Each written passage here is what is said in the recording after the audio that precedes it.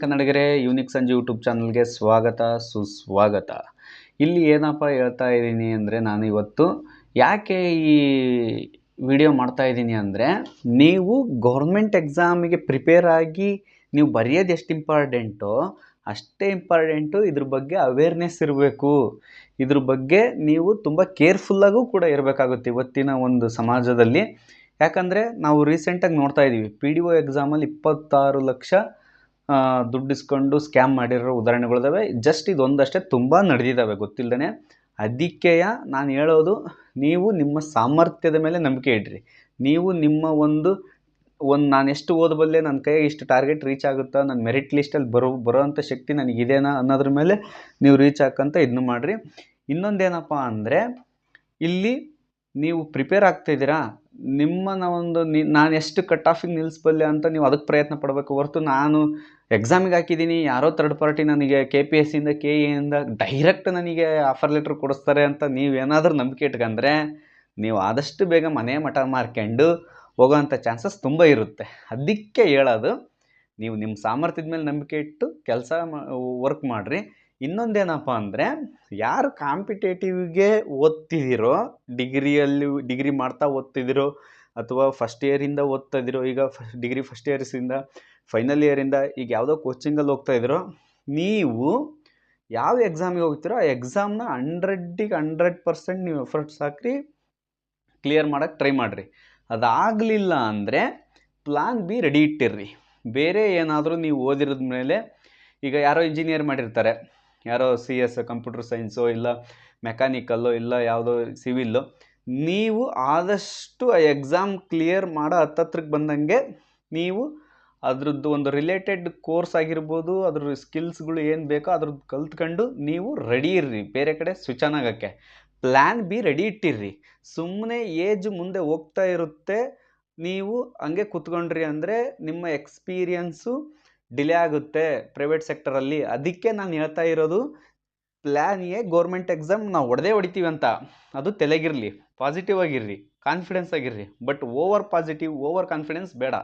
ನಿಮ್ಮ 100ಗೆ 100% ನೀವು ಎಫರ್ಟ್ ಹಾಕಿ ನೀವು ವರ್ಕ್ ಮಾಡಿರಿ, ಕೆಲಸ ಮಾಡಿರಿ, ಓದ್ರಿ, ಬಟ್ ಅದ್ರ ಕಡೆ ಪ್ಲ್ಯಾನ್ ಬಿ ರೆಡಿ ಇಟ್ಟಿರ್ರಿ. ಅವಾಗ ಏನಾಗುತ್ತೆ ಅಂದರೆ, ನೀವು ಇಲ್ಲಿಂದ ಅಲ್ಲಿಗೆ ಸ್ವಿಚ್ ಆನ್ ಆಗೋಕ್ಕೆ ತುಂಬ ಈಸಿಯಾಗಿ ಮೂವ್ ಆಗ್ತೀರಿ.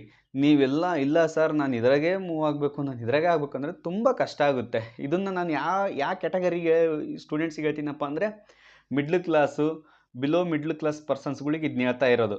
ಅಪ್ಪರ್ ಮಿಡ್ಲ್ ಕ್ಲಾಸು, ಈಗ ಶ್ರೀಮಂತರು ನಮ್ಮ ಇಲ್ಲ ಸರ್ ನಮ್ದು ರೆವೆನ್ಯೂ ಬರ್ತಾಯಿದೆ, ನಮ್ಮ ತಂದೆಯವರು ಇನ್ಕಮ್ ಚೆನ್ನಾಗಿದೆ, ನಾನು ಹೆಂಗೆ ನಡೀತೀನಿ, ಒಂದು 4-5 ಇಯರ್ಸ್ ಸಸ್ಟೈನ್ ಆಗ್ತೀನಿ ಅಂದರೆ ಓಕೆ.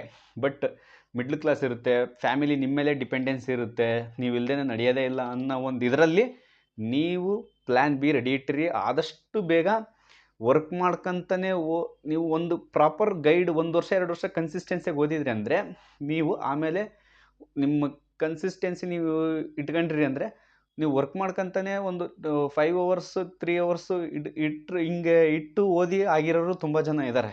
IAS ಆಗಿರೋರು 5-4 hours 6 hours ಓದಿ ಆಗಿರೋ. ಈ ಥರ ಪ್ಲ್ಯಾನ್ ಮಾಡಿರಿ. ಪ್ಲ್ಯಾನ್ ಎ ಸಕ್ಸಸ್ ಆಗಲಿಲ್ಲ ಅಂದರೆ ಇಮ್ಮಿಡಿಯೇಟ್ಲಿ ಪ್ಲ್ಯಾನ್ ಬಿ ರೆಡಿ ಇರಬೇಕು. ಹಿಂಗಿದ್ರೆ ಮಾತ್ರ ನೀವು ಸಕ್ಸಸ್ ಆಗೋಕ್ಕೆ ಸಾಧ್ಯ. ಯಾರೋ ನನಗೆ ದುಡ್ಡು ಕೊಟ್ಟು ಸೇರಿಸ್ತವ್ರೆ, ಯಾರೋ ನನಗೆ ಆಫರ್ ಲೆಟ್ರ್ ಕೊಡಿಸ್ತಾರೆ ಅಂತ ನೀವೇನಾದರೂ ಆಮಿಷಕ್ಕೆ ಒಳಗಾದ್ರಿ, ಬಿದ್ರಿ ಅಂತಲೇ ಅರ್ಥ. ನಾನು ಹೇಳ್ತಾ ಇದ್ದೀನಿ, ರೆಡಿ ಆಗಿರಿ. ನಾನು ಹೇಳೋದು ಇಷ್ಟೇ, 100ಗೆ 100% ಎಫರ್ಟ್ ಹಾಕ್ರಿ.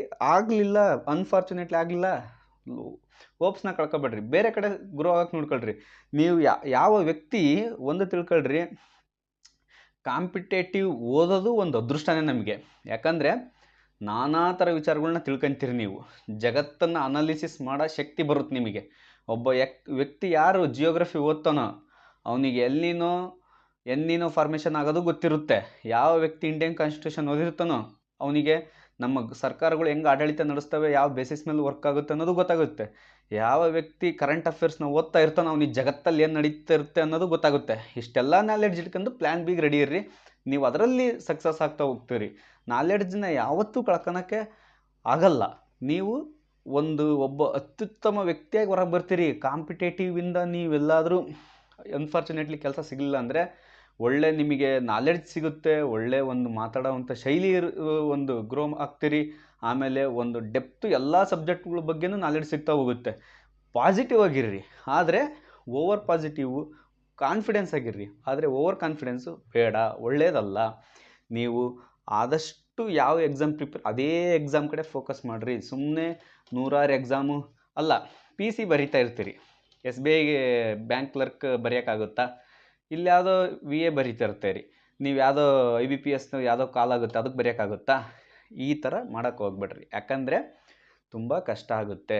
ಆಮೇಲೆ ಇನ್ನೊಂದೇನಪ್ಪ ಅಂದರೆ ಈ ಫ್ರಾಡ್ಗಳ ಬಗ್ಗೆ, ಸ್ಕ್ಯಾಮ್ಗಳ ಬಗ್ಗೆ ತುಂಬ ಹುಷಾರಾಗಿರ್ರಿ. ಯಾಕಂದರೆ ಅವರು ಕೇಳೋದೆ ನಿಮ್ಮದು ಟೋಟಲಿ ದುಡಿದಿರೋಂಥ ಒಂದು ದುಡ್ಡನ್ನೇ ಕೇಳ್ತಾರೆ ಅವ್ರು ಎಕ್ಸಾಮ್ಸ್ಗೆ.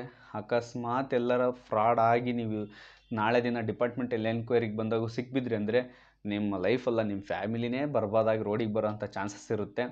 ನೀವೇನಿಲ್ಲ ರೀ, ಗೌರ್ಮೆಂಟ್ ಎಕ್ಸಾಮ್ ಆಗಲಿ ತಲೆ ಕೆಡ್ಸ್ಕೊಳಂಗಿಲ್ಲ. ಬೇರೆ ಕೆಲ್ಸಗಳು ಜಗತ್ತಿನಾಗ ಗೆಲ್ಲ ಅಂತ ಕೆಲ್ಸಗಳು ಬೆಜ್ಜಾನದಾವೆ.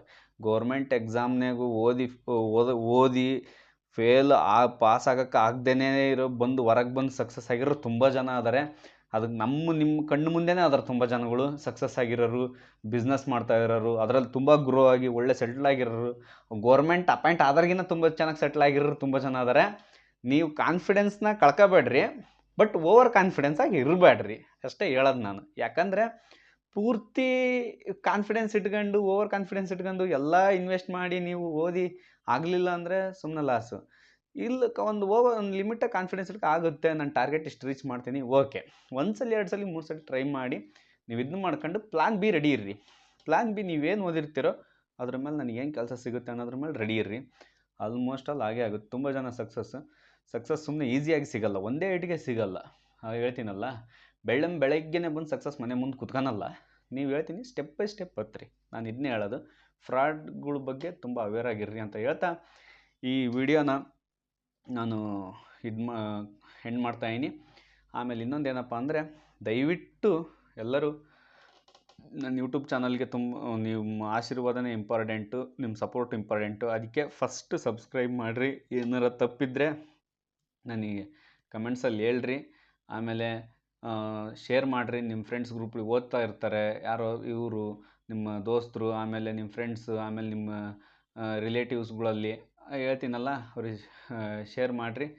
ದಯವಿಟ್ಟು ಸಬ್ಸ್ಕ್ರೈಬ್ ಮಾಡಿರಿ ಅಂತ ಹೇಳ್ತಾ, ನೀವು ಆದಷ್ಟು ಇದ್ರ ಬಗ್ಗೆ ಅವೇರ್ ಇರಲಿ. ನಾನು ಇದೊಂದು ವೀಡಿಯೋ ಮಾಡ್ತಾಯಿದ್ದೀನಿ. ನೆಕ್ಸ್ಟು ಕಾಂಪಿಟೇಟಿವ್ ಎಕ್ಸಾಮ್ ಬಗ್ಗೆನೇ ವೀಡಿಯೋ ಮಾಡ್ತಾಯಿದ್ದೀನಿ. ಯಾವ್ಯಾವ ಬುಕ್ಸ್ ಓದಬೇಕು, ಹೆಂಗೆ ಓದಬೇಕು, ಇನ್ನೂ ತುಂಬ ಇದ್ದಾವೆ. ಕರೆಂಟ್ ಅಫೇರ್ಸ್ನ ನೀವು ಹೆಂಗೆ ಓದ್ತಾಯಿದ್ರೋ ನನಗೆ ಗೊತ್ತಿಲ್ಲ, ಬಟ್ ನಾನು ಒಂದು ಸ್ಟೆಪ್ ಬೈ ಸ್ಟೆಪ್ ಹೇಳ್ತಾ ಹೋಗ್ತೀನಿ.